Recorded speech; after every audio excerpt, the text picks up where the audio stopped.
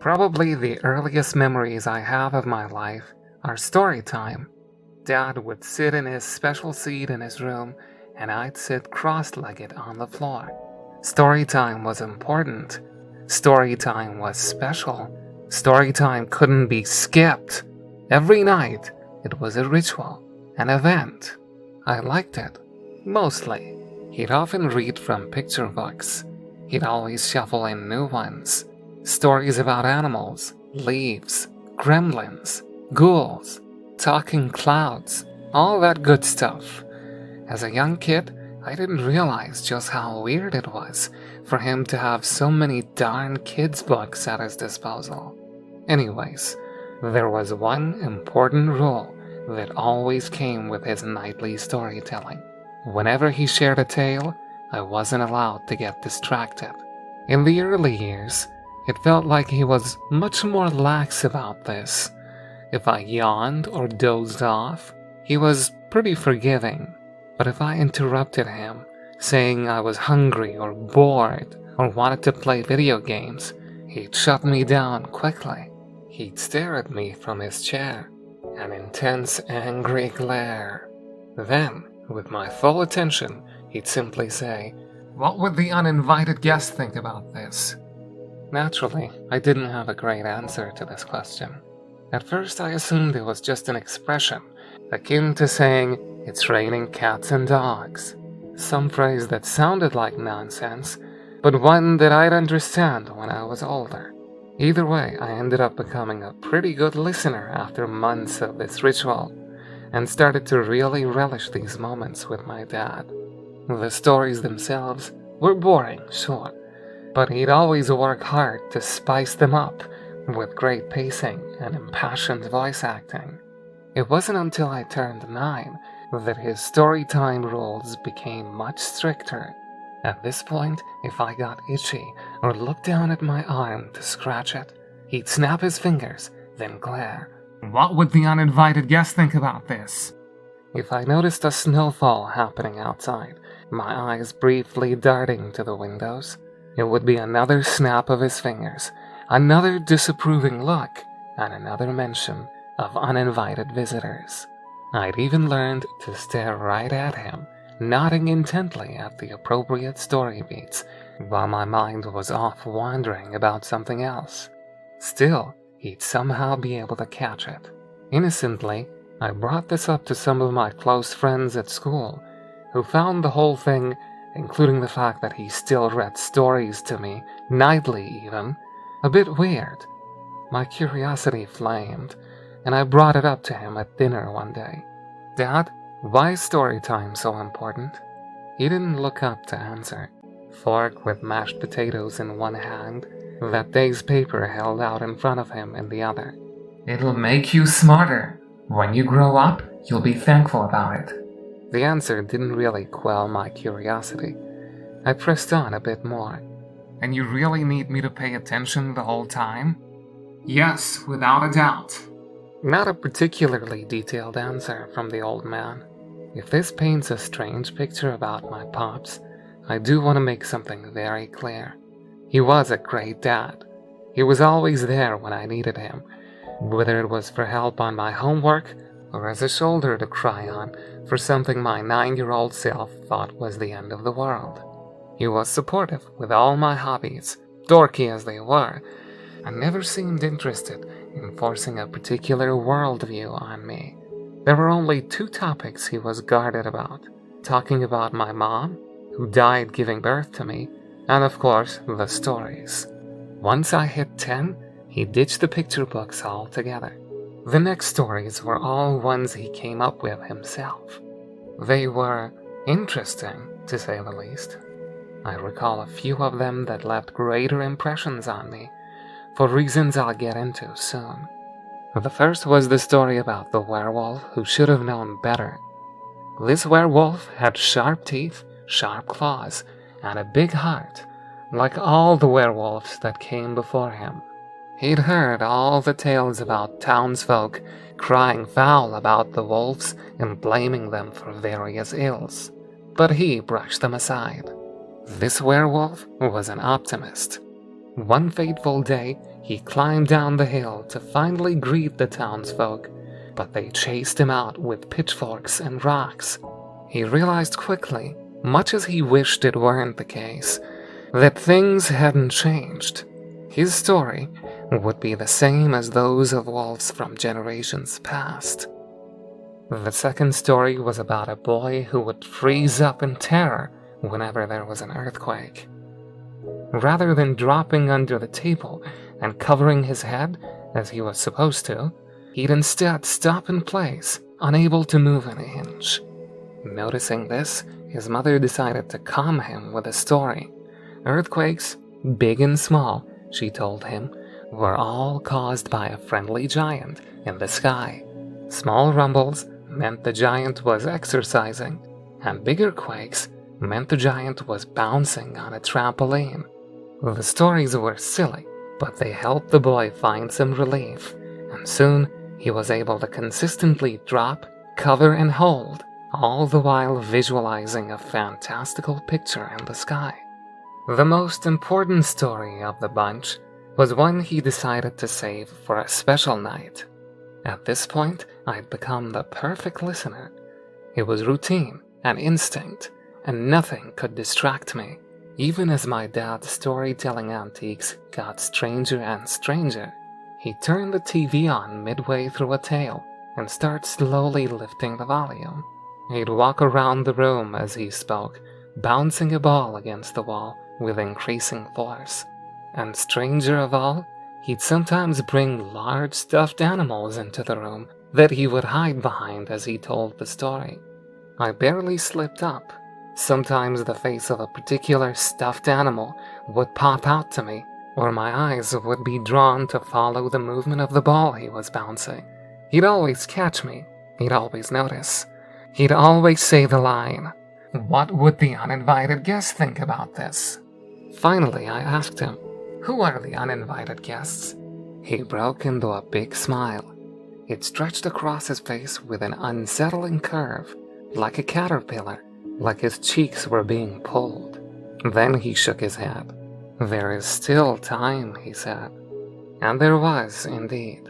The night of the party wasn't for a few weeks. When it finally rolled around, it was a sight to behold. I never knew my dad had so many friends. They were all laughing, friendly, mingling, shaking hands, looking at the pictures around our house, eating. A gathering of sophisticated-seeming adults. None of them paid much attention to me at first. I assumed this event wasn't a big deal. Dad had mentioned briefly that some folks might come over to our house in the near future. I still remember the look on his face when they arrived. It was an expression I'd never seen him wear before.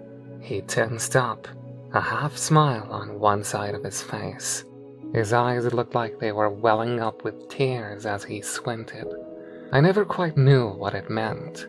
After dinner, the guests all started breaking off into some strange behavior. A few of them were staring up at the ceiling in our living room, spinning ever so slightly in place as they did. I saw a group of 5 or so just standing in the bathroom, not really doing anything. One of the guests, a gentleman in a fine suit, started climbing up the stairs on all 4s. When he got to the top, he'd walk back down to the bottom, and then start again. A few others followed him. It didn't dawn on me that something was wrong until I saw one of the stranger's smiles dripping blood. I thought my brain was making things up, but then someone down the hall looked at me and waved with a similar tinct smile, red droplets flicking down from her teeth.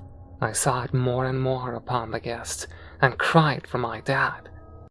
He found me, grabbed my hand, and pulled me into his room. It started. I heard him mutter to himself in a whisper. He shut the doors behind him and barricaded the entrance as I continued crying. "It's story time, all right?" he said. I was rattled beyond belief, but the words brought me a light comfort. He sat in his special chair, the one he always sat in. Then he told me the story about Patrick Bear and the uninvited guests. I tried my best to listen intently. On one special day, Patrick found out that he was throwing a party. That was news to him. I felt a force pushing against the door. The guests rolled in one by one, more than he could have ever imagined. They were already inside. They spilled into the room, wandering. I averted eye contact with them. My dad shot me a knowing, mindful look. I was doing what he wanted. They had big hats, big ties, and fancy shoes, but Patrick Bear didn't care. A clutter of strangers gathered behind my dad's seat. They peeked their heads out to look at me. The others started sitting around me in a circle. They left only a small gap for me to lock eyes with my father. Through my blurry peripheral vision, I could sense all of their eyes were fixed on me. Patrick just wanted his alone time, so fancy friends didn't mean much to him. The whispers of the strangers were the hardest part. Look here, do you want to have a staring contest? Look away for just 1 sec, they all said in different variations. The guest stayed longer than he would have liked. The bloodied smile of a stranger crept up right in front of me. I kept my dad's gaze, with the 2-inch gap to the stranger's left that had been afforded me. But eventually I saw my dad's neck slowly twist. His eyes had averted from me. They looked upwards now, towards a woman that was hovering in front of him. I heard cracks and snaps. The strange caterpillar smile returned to his face as his cheeks pulled in opposite directions. Blood pooled from his mouth. He briefly looked at me again, now with an apologetic gaze. I'm sorry, my sweet one. I had to look at your mother. His face and neck contorted in ways that didn't even make sense, but he was able to slip out one final line. How does the story end? Something in my gut knew that closing my eyes wasn't the answer. I was covered by the strangers, but still, I somehow looked ahead. Somehow they were a blur. I couldn't look away from them, but my attention wasn't with them. It was with the story. But eventually they all went home, and Patrick Bear found peace and quiet once again, I said.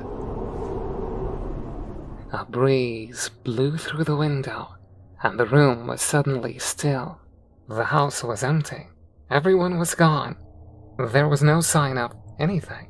No family photos, no children's book, nothing I recognized, just generic furniture.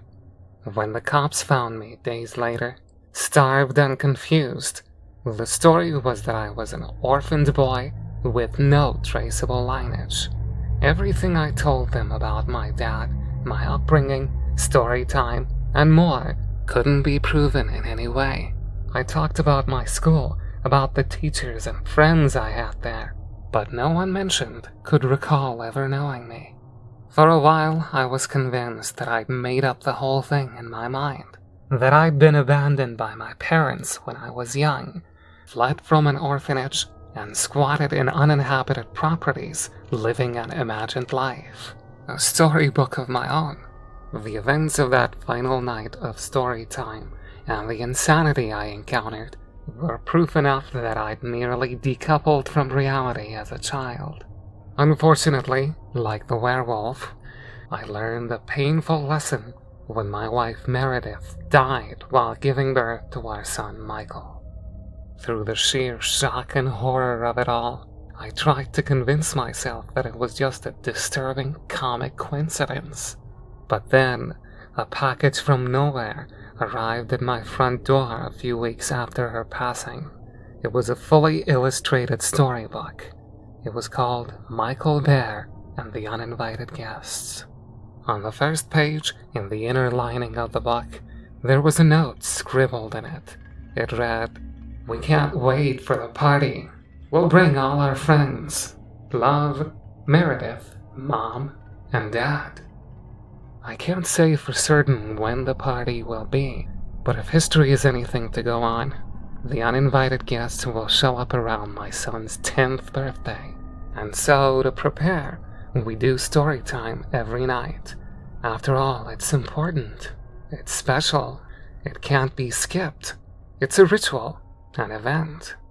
And every time he complains about it, I give him the reminder. What would the uninvited guest think about this?